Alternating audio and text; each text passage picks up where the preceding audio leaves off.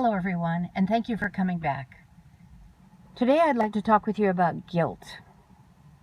You know, guilt is an emotion, but it's brought about by the thoughts that we have.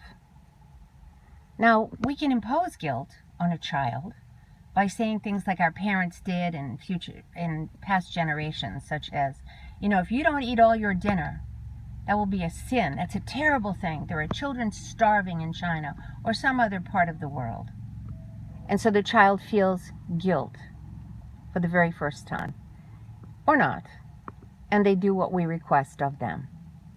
But what happens when you grow up? How do you get guilt? And what do you get guilt for? Well, it's a very strong emotion, and it's really remorse of some kind.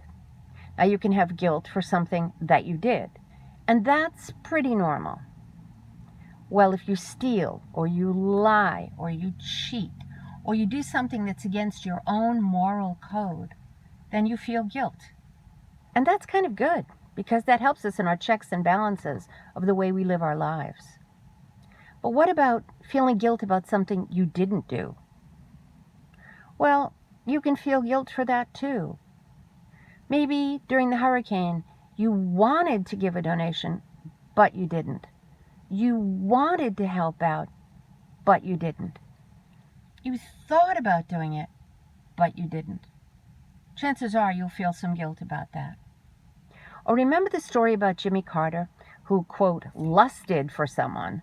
He lusted in his mind, and he felt that that was sinful. That was guilt. That was guilt that a lot of us have. And if we go back to the Freudian aspect of this, it's because we have these thoughts as children, and we're afraid to play with our toys in a certain way because people might think poorly of us if we act out our fantasies. Well, the way you contain that guilt feeling is to just repress it. Freud wasn't thrilled about that either, but we need to do that and not act on those things. We can't act on every little thing that we want to do, or we'd be in real chaos. In some ways, guilt is our conscience.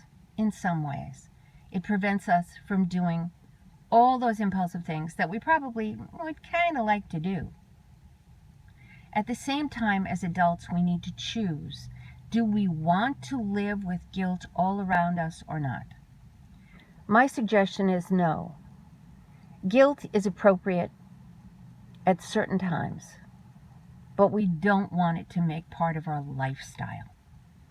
Instead, I recommend that we have hope. Hope that we can change the things that we want to change, and the motivation to act accordingly, to go in the right direction of life's journey.